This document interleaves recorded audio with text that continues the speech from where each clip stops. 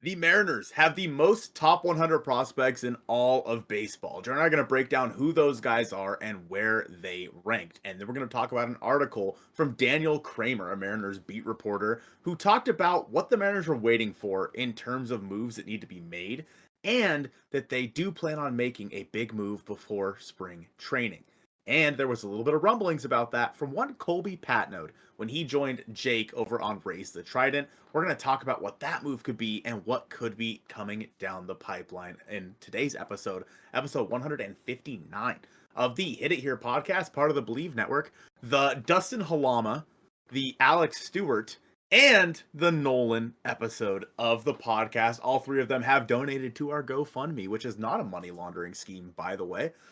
They have donated to our GoFundMe to have us go down to spring training and cover the team the best we can to bring you guys the best coverage. So thank you guys so much for helping Joe and I live out our dreams. The three of you have already started something massive. And I'm here with Joe. Joe, how are you? It's another day, another dope. It's happy to be here, being a dope with you.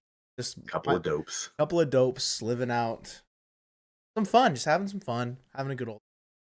I know no one wants to hear about prospects, and I understand that. But Baseball America's Top 100 has released, and the Mariners got 7. The only team that have 7 top 100 prospects. A little bit of shufflings compared to what we see on the MLB pipeline list, and that one hasn't been updated yet, so just kind of keep that in mind for what you're seeing from Baseball America versus MLB pipeline, because they haven't been updated on pipelines yet. But I expect some shifting around to happen, similar to what we've seen on Baseball America. I think they've always been a little bit higher on a guy, say, like John Mello, so than pipeline has, but that's neither here nor there. Rounding out the last player on this list that is in the top 100, number 97, 7th Mariner, Lazaro Montes. He is the Mariners' number 3 prospect according to pipeline. Laz at number 97, a couple spots ahead of him. Harry Ford, almost falling out of the top 100. He's been in there for ever since he got drafted pretty much. So maybe a little bit of prospect fatigue hitting Harry Ford's waves here, but the bats, is it sustainable with his really great walk rate? Will his defense hold up at catcher? I think that's probably why you're seeing maybe some of the prospect evaluations fall out of Harry Ford a little bit, but nonetheless, they're still a top 100 prospect in all of baseball, according to Baseball America, and that's nothing to slouch at. If you're Lazaro Montes, Harry Ford, that's definitely something to kind of hang your hat on as far as, you know, their prospect evaluation still kind of looks like.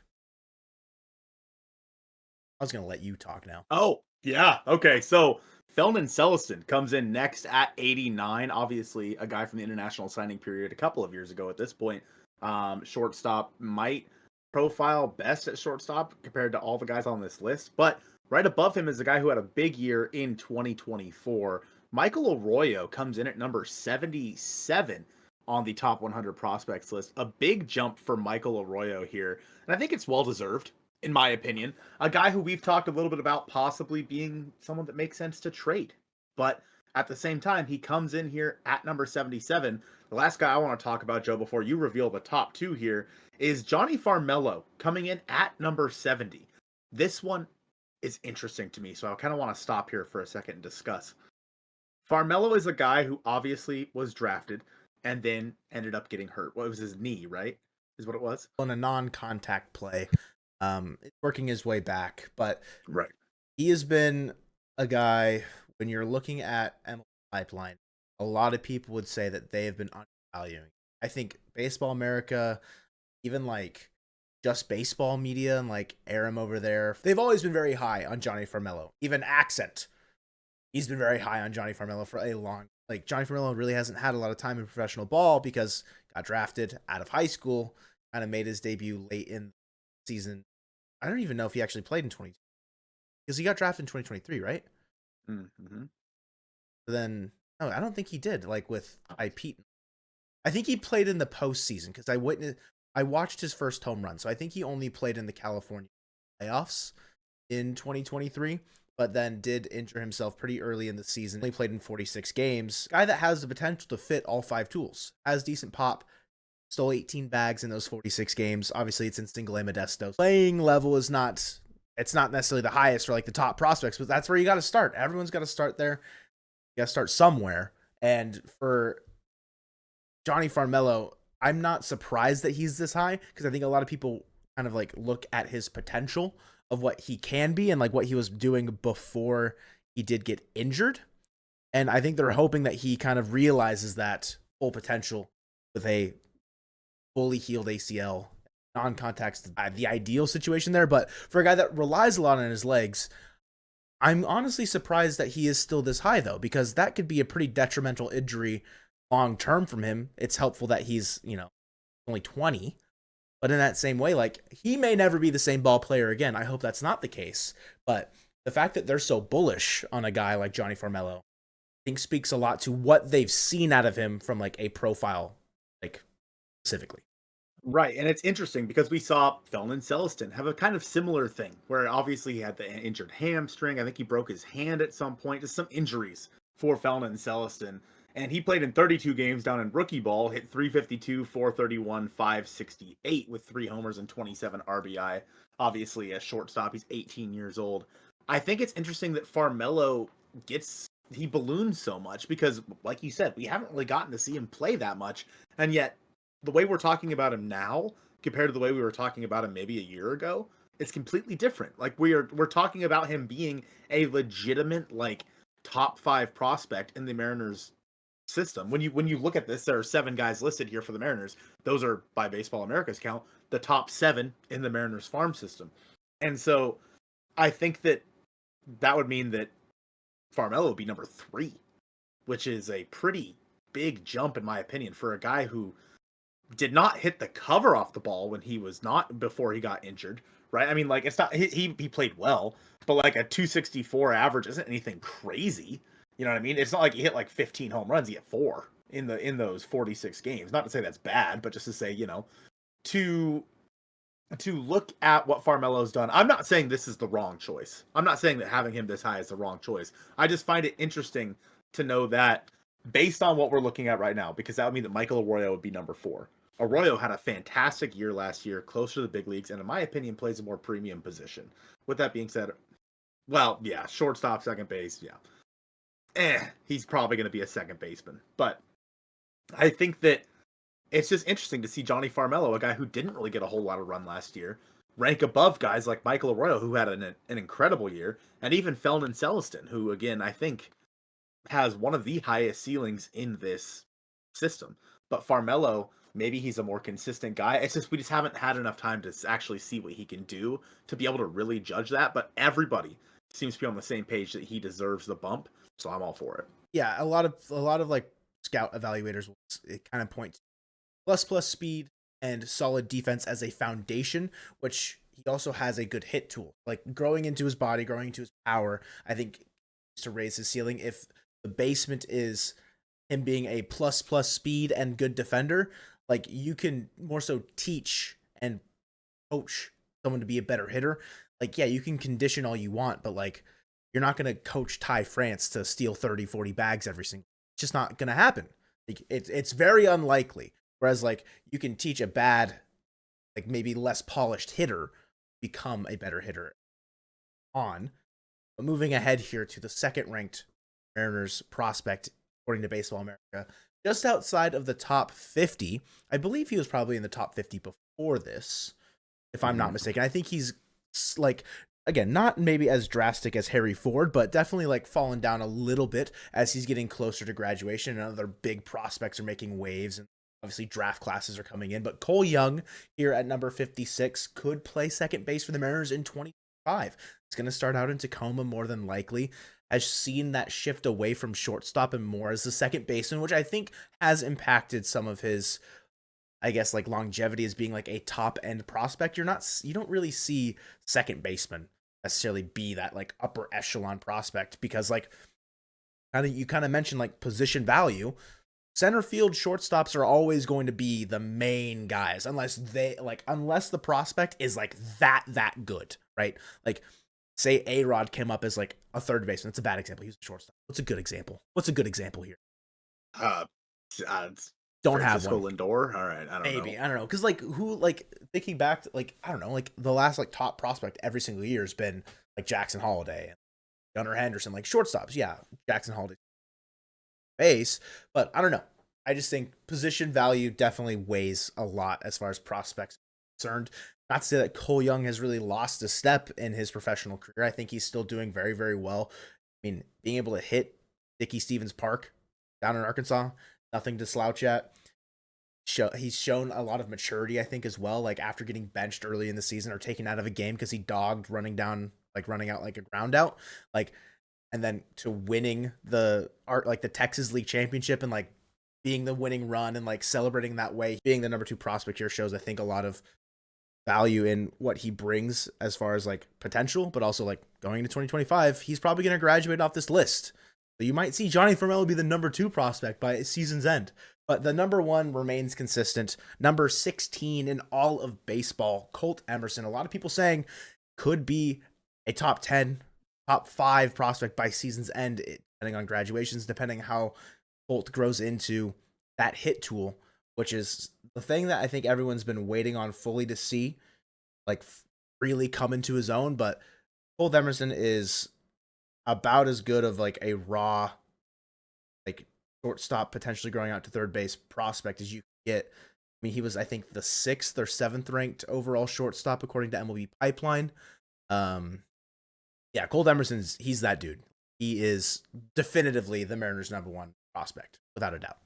Yeah, in 2024, between rookie ball, low A, and high A, he hit 263, 393, 376. He only hit 4 home runs in that time. The slugging was, not necessarily there for Colt Emerson, but he's only, he'll be 19 this year. Like, he has plenty of time to fill into his body and hopefully, get a little bit stronger in the process.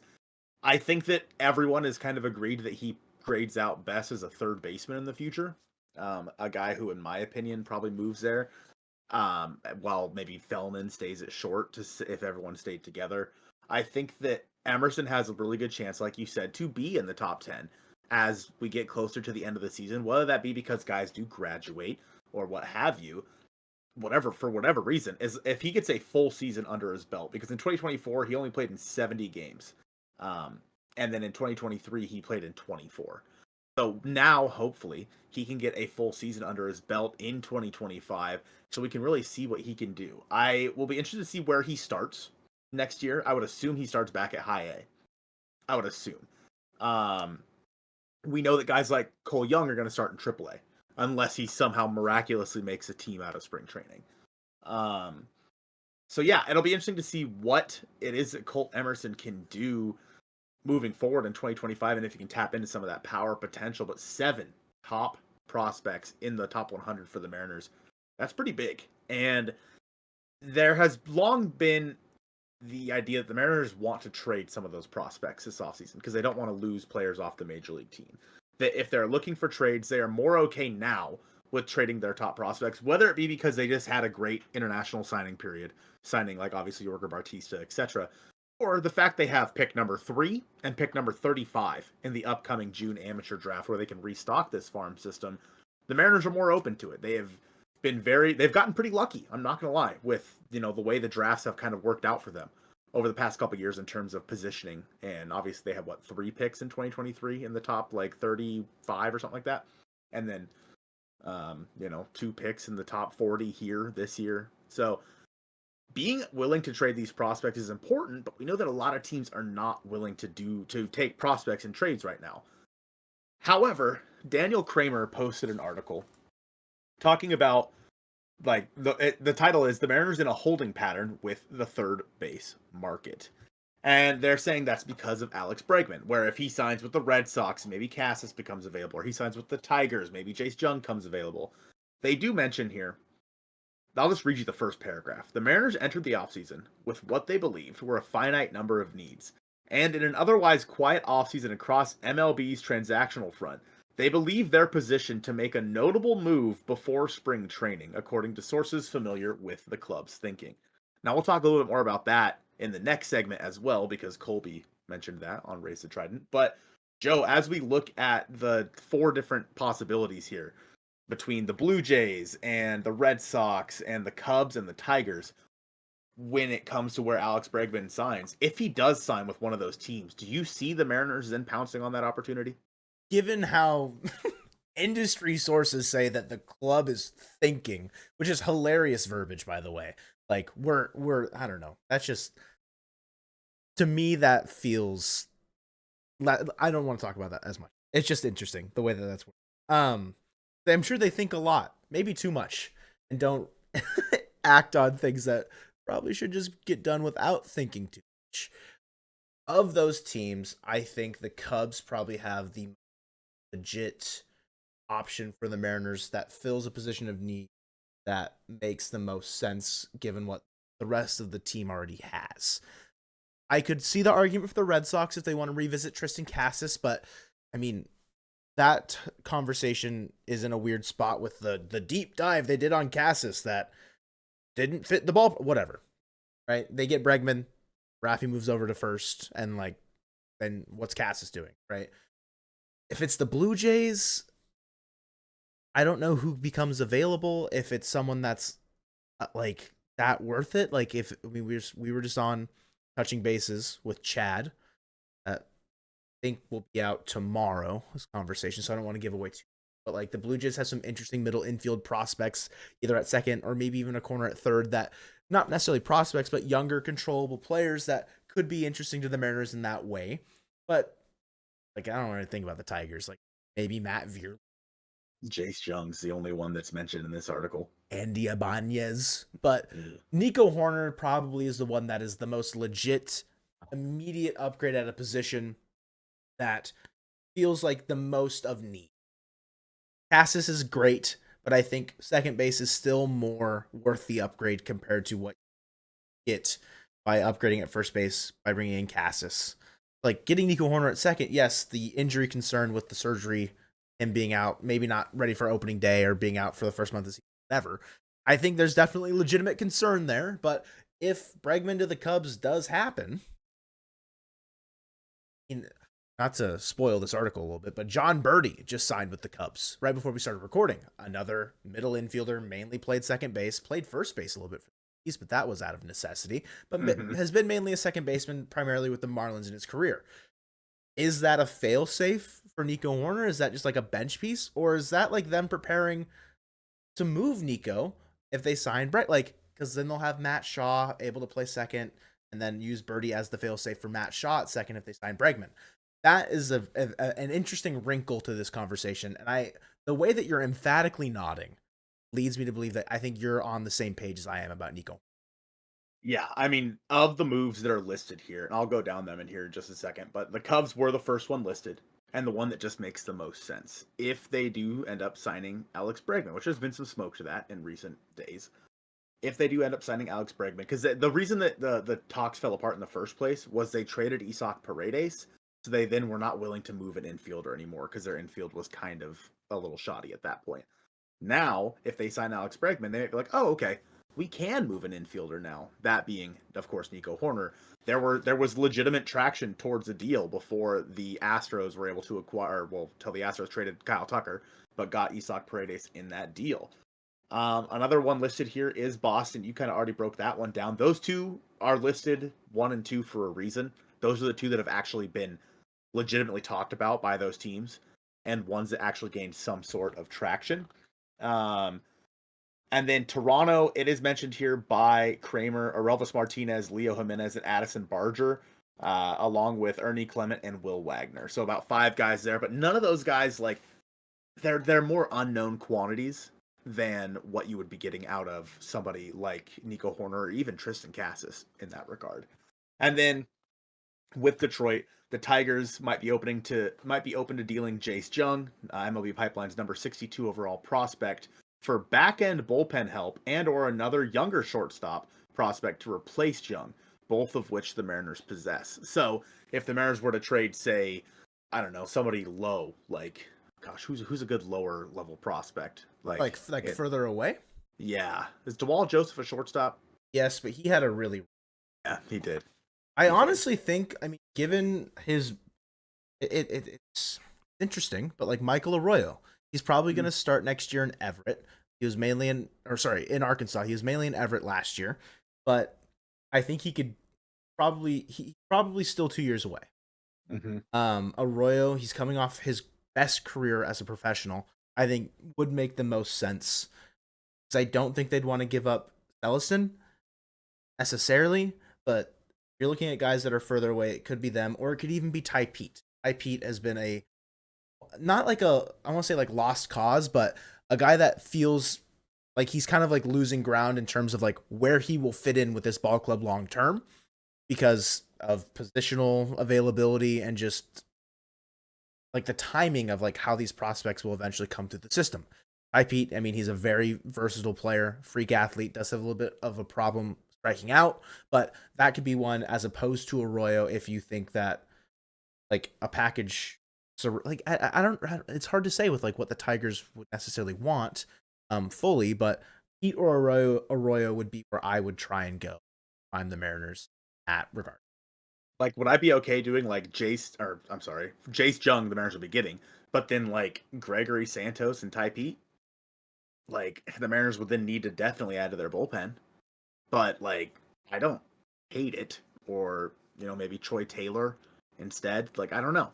I think that that's something that definitely could be looked at. I mean, are the Tigers still interested in pitching at the same time? Like, would they be interested in a Luis Castillo contract? That'd be obviously, I don't know how much that money they would want to take on, but that's just there's a little bit. The Tigers are a very tough team to gauge because obviously last year we know what they did with their lack of pitching options and how they were able to take the opener into the playoffs and somehow make some noise with it. So the Tigers are a weird one for me. Luis Arise is also mentioned here. We've talked enough about Arise. It doesn't make sense anymore, honestly, just because I think that Donovan Solano, we talked about this a little bit with Chad as well. Donovan Solano is just cheaper. Luis Arise. So we're good there. And then Willi Castro is mentioned, the guy who you like a lot. So I don't want to talk about him too much. I'll let you talk about him. But he's making $6.4 million in 2025. He's been worth 4.3 WAR over the past 2 seasons with a 103 OPS plus. What do you think? I know we talked about it a little bit with Chad, but what do you think makes sense in trading for Willi Castro? I might defer. I might just say like, hey guys, go check out what we talked about with Chad instead. But I think if you can take a look at what the Mariners traded for Jorge Polanco last offseason, 4-for-1. Anthony DeSclafani, Darren Bowen, Gabby Gonzalez, and Justin Topa. I think you remove one of those elements of that trade, and you likely find yourself with what you might end up having to send to Minnesota for Willi Castro, not Willie Calhoun. Willi Castro, as I so namely said before we started recording. You just had to make a comment about it. You think you're so much better than me. This is crazy, guys. This is what I have to deal with, right? This dope over here, just unbelievable. I think when we've talked about Castro in the past, you talked about Dominic Canzone. That was something that you brought up as part of a trade piece going back to Minnesota, which I think makes a lot of sense. Going back to Minnesota there, a controllable, young outfielder that isn't going to cost him a lot and likely doesn't have a spot with Seattle really anymore, especially if you get Willi Castro. He's a guy that can also play the outfield. You probably have Castro play third or second base more likely. That's where he fits in better with what your team needs right now. So then you're kind of not needing Dominic Canzone at that point. So I think Canzone, he won't be like the main piece, but I think he would be like a nice supplementary piece to offer to the Twins, a team that is in weird franchise disarray with what they need to worry about going forward, of how much money they need to be spending, selling a team. Like it's a mess in Minnesota. I would hate to send Dom there just out of like, he seems like a very nice guy, but that's a player that I could see the Twins being very interested in, but I don't want to go into it too much again, just because like kind of regurgitating what we've said and encouraging who's listening to this to go check out Chad on Touching Bases just to see what we kind of talked about over there. It was a really great conversation. But out of the ones that we've said here, Colton, what do you think is the most likely? I think that it is Nico Hoerner. I think that that is the most likely package. Now, of course, that is all contingent on where Alex Bregman decides to sign. Interesting to note here at the bottom of this article as well that the Mariners made an aggressive push to trade for former Rangers first baseman Nathaniel Lowe, but felt that Texas had trepidation over dealing him within the division, and then he was later dealt to the Nationals. I didn't realize that they were literally aggressively. I knew they had talked about it. I didn't know that it was an aggressive push like they were like really trying. That's very interesting verbiage to me. But I think that Hoerner is the next domino to fall for the Mariners, and I think that of the guys we talked about, he's the most expensive, but he's also the most accomplished, consistent, a guy that you can actually rely on in your lineup every single day. I don't know if you have him bat leadoff or are you leaving Victor up there at leadoff. I'm not sure how it works out. It doesn't matter until it happens. One thing that was mentioned by one Colbert Patnode on Raise the Trident with Jake from State Farm was that the Mariners, that there were rumblings, if you will, about the possibility of the Mariners making a move, potentially using their prospects over the next couple of days. And Colby had to be very careful with how he was saying things because he doesn't want to, give away any sources or what have you. We don't know what it is. Just so we're clear. Joe and I are in the dark. We don't have sources. We are each other's sources. Yeah, we'll do it just to mess with you guys sometimes. We would never actually. We don't mean it. We don't have sources. But allegedly, there is a move potentially coming in the next couple of days for the Seattle Mariners, and that is backed up by this article that said the Mariners think they can make a notable move before spring training starts, which is what, 2.5 weeks from now. So within the next 2.5 weeks, allegedly a notable move is going to be made. Joe, do you think it's one of these ones that were discussed here by Daniel Kramer, and he was also kind of just like tiptoeing around it because nothing had been announced yet? Do you think that's kind of the case? It has to be. Like there's too much kind of tiptoeing, toeing the line, water bottle moments of like what's really going on with this team and like the conversations that they're having. And Colby in the clip kind of mentioned that like it's been a guy that like has been talked about a fair amount. Like it's not like something that's going to come out of left field. Like it's someone that like has been linked, or there have been conversations surrounding the Mariners being interested in this player. And how you're linking this to the Daniel Kramer article, I would assume that it's likely either going to be Willi Castro or Nico. The talk about another thing that Colby said in the clip was it's likely that they're attempting or trying in their aggressive trade talks to trade from the farm system, trading prospects. They're not going to be trading from their pitching in that specific move. I don't think that eliminates necessarily trading Emerson Hancock or like one of the top pitching prospects like Logan Evans or Brandon Garcia, maybe even Michael Morales. I almost said Orales. That would have been fun. Orelvis Martinez. Whoa. But it's not a Luis Castillo trade, which I find interesting, which makes me lean more so the Willi Castro route. Because if I'm the Cubs and I sign Alex Bregman and I'm trading Nico Hoerner, I need legitimate impact in the major leagues, more than likely, is how I would view the necessity of that trade. Like, you're kind of going all in at that point. You probably don't want prospects to reload if you're signing Bregman. Like, if you're trading Nico Hoerner, you don't want Logan Evans and, like, DeWall Joseph, like, people that are further away. Or, like, if you can get them a reliever, then it's a different conversation. But that would be my like kind of like 2 cents on like where I think the direction goes. I would agree with that. I think that the only way it makes sense for that move, like you said, for it to be the Cubs and prospects, is if they're trying to save money. If they're trying to save Nico Hoerner's money after they sign Bregman, for however much money it's going to cost them to sign Bregman, they want to save the 12, 14, what's he making, Hoerner? Something like that. Yeah, so $12-ish million from Hoerner to then allocate to Bregman, then sure. I think that there is a realm of possibility where maybe you then make a trade of prospects for that player. With that being said, saving money and then sending a player to the Mariners seems a bit I don't know what the right word is. It's an oxymoron. It's right? ironic, yeah. Yeah. Mm-hmm. IRNONIC. Mm-hmm. Every day I play the board game Risk, Joe. You've never taken a risk in your life, just like the Mariners haven't this offseason. It's true. And I think that this is a risk for them. I think that if the Mariners were to trade for Nico Hoerner, it is a risk because sure, you're trading, whatever prospect is going to be, he's going to miss the first month and he's making $12 million. That's the rest of your budget. You're out of money at that point, unless you do find a way then to move Luis Castillo at some point or one of your other contracts.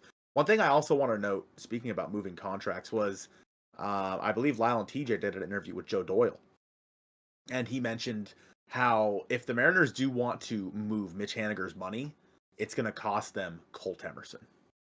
And so we'll be keeping Mitch Haniger. I would much rather just release Mitch Haniger and just eat the 17 million or whatever he's owed than trade Colt Emerson to get that money off your books. If that's how much it's going to cost, I'm not there's no realm of possibility where I would make that trade. So maybe saving money on either Mitch is just not possible. So I think that what Colby had to say here, because his exact verbiage was that there's some interesting stuff going on behind the scenes that he hopes comes to fruition.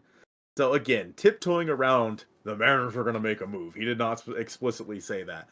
I think that over the next couple of days, hopefully we can see what this is. Maybe it'd be nice if they would just tell us, what the heck, Locked On? You kidding me? You think you're better than us? They are. It's true. Maybe he told Jake. We can get it out of Jake. We can tickle him. We have his address. We don't. I was about to say we do.